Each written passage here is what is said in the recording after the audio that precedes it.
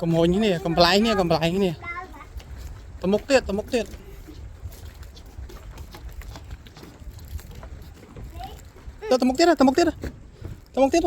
đây tôi lên bên trên tôi nè tầm mốc đau ở đây tầm mốc tiết ở trên hai thì mà ô nè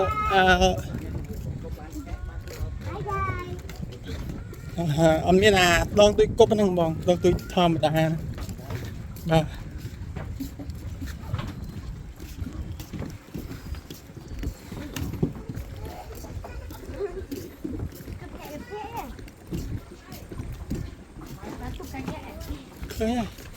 ba ta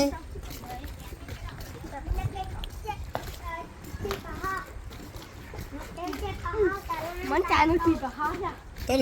tiết